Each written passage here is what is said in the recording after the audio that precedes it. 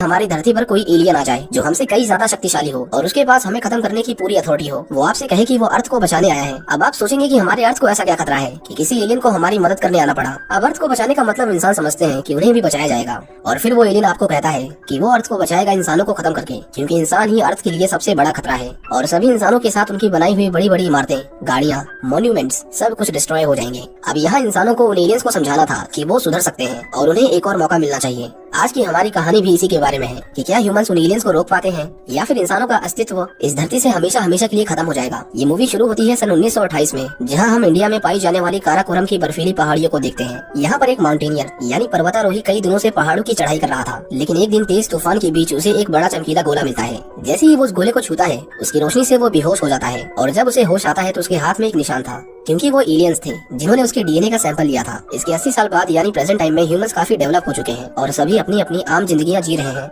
यहाँ पर हम हेलेन को देखते हैं, जो कि एक एस्ट्रोबायोलॉजिस्ट है, यानी वो साइंटिस्ट जो इस यूनिवर्स में लाइफ के ओरिजिन को स्टडी करते हैं। क्लास का लेक्चर खत्म होने के बाद वो रोजमर्रा की तरह अपने घर जाती है, जहाँ उसका बेटा जेसन उसका इंतजार कर रहा था। तभी उसे एक फोन कॉल आता है और कोई उसे बताता है कि हम आपको लेने आ रहे हैं। यहाँ हेलेन थोड़ी घबरा गई थी। जब वो घर के बाहर देखती है तो बहुत सारे सीक्रेट मिलिट्री ऑफिसर्स और पुलिस उसे लेने आई थी। हेलेन उनसे पूछती है कि वो उसे कहाँ लेकर जा रहे हैं, पर उन्हें कुछ भी बताने की परमिशन नहीं थी। यहाँ तक कि गवर्नमेंट ने उनके लिए पूरा का पूरा हाईवे खाली करवा दिया था। वहाँ पहुंचकर हेलेन को पता चलता है कि वो अकेली नहीं है, जिसे उन लोगों ने जबरदस्ती लाया है। उसके जैसे और भी कई साइंटिस्ट थे। हेलेन को उसके एक पुराने दोस्त माइकल ग्रेनर ने ही इस टीम का हिस्सा बनाने के लिए कहा था। माइकल उन्हें बताता है कि उन्हें स्पेस में एक बहुत बड़ा एस्टेरॉयड मिला है, जो हमारे हिसाब से पृथ्वी के पास भी नहीं आना चाहिए था, लेकिन पता नहीं वो कैसे बिल्कुल सीधा पृथ्वी की ओर बढ़े जा रहा है। उन्हें पता नहीं था कि वो क्या चीज है, लेकिन अगर वो चीज पृथ्वी से टकराई तो हमारा अर्थ इस यूनिवर्स के नक्शे से हमेशा के लिए गायब हो जाएगा। अब उसे रोकने के लिए साइंटिस्ट अपने अलग अलग सुझाव देते हैं। कुछ कहते हैं कि उसे मिसाइल से उड़ा दो, तो कुछ कहते हैं कि हमें अंडरग्राउंड हो जाना चाहिए, लेकिन ये सब करने के लिए उन्हें टाइम चाहिए था, और उनके पास उसी की सबसे ज्यादा कमी थी, क्योंकि वो चीज सिर्फ 78 घंटों में अर्थ से टकराने वाली थी। प्रेसिडेंट समेत कई देशों के लीडर्स और पॉलिटिशियंस को बंकर्स में बंद कर दिया गया था। सभी लोग अपने अपने घर वालों को कॉल करके उनसे आखिरी बार बात करते हैं, और बस वो इंतजार के अलावा कुछ नहीं कर सकते थे। 78 घंटों के बाद वो चीज जैसे ही अर्थ के एटमॉस्फेयर में आती है तो उन्हें पता चलता है कि उस एस्टेरॉयड की रफ्तार बहुत धीमी हो चुकी है। वो बड़े आराम से उनके शहर में लैंड करता है। उसे मिलिट्री ने चारों तरफ से घेर लिया था। हेलेन और कुछ साइंटिस्ट देखते हैं कि उसके अंदर से कोई चीज बाहर निकल कर आ रही है। हेलेन हिम्मत करके उसकी तरफ जाती है, लेकिन मिलिट्री उसे देखते ही उस पर गोली चला देती है। वो एक एलियन था जो अब घायल हो चुका है।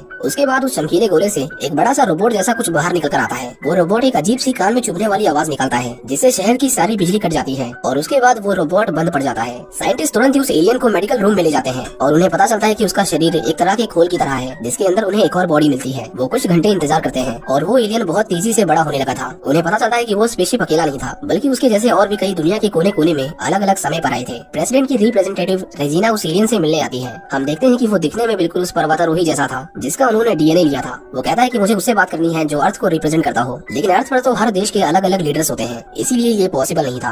रेजिना सोचती है कि एलियन को इंटेरोगेट करके उससे सारी इन्फॉर्मेशन निकलवा लेंगे। वो उसे एक खास तरह का ड्रग देने वाले थे, लेकिन हेलेन का मानना था कि ऐसा करना ठीक नहीं, हमें पहले उसकी सुननी चाहिए, इसीलिए वो उसे ड्रग नहीं देती। वो लोग उसे एक बंद कमरे में लाते हैं और उसकी बॉडी में झूठ पकड़ने वाली मशीन लगाकर उससे सवाल पूछने लगते हैं, लेकिन वो मशीन क्लैटो पर काम नहीं करती, बल्कि वो इतना ज्यादा पावरफुल था कि उल्टा वो साइंटिस्ट से ही वहाँ से बाहर निकलने का रास्ता पूछने लगता है। वहाँ के सिक्योरिटी सिस्टम को ब्रीच करके वो उनकी मिलिट्री फैसिलिटी से भाग जाता है। उसे कहीं पर जाना था, इसीलिए वो एयरपोर्ट पर आता है, पर सभी फ्लाइट्स डिले हो चुकी थी क्योंकि उसे गोली लगी थी, इसीलिए वो बेहोश हो जाता है। दूसरी ओर हेलेन को चिंता थी कि पता नहीं वो एलियन कहाँ गया होगा, पर तभी उसे एक कॉल आता है। पुलिस उसे बताती है कि एक आदमी उससे बात करना चाहता है। जब हेलेन वहाँ पहुँचती है तो उसे पता चलता है कि ये वही एलियन है। क्लैटो अपने घाव पर दवाई लगाता है, जो बहुत जल्दी उसकी चोट को ठीक कर देती है। दूसरी ओर मिलिट्री उस रोबोट को खत्म करने की पूरी कोशिश कर रही थी।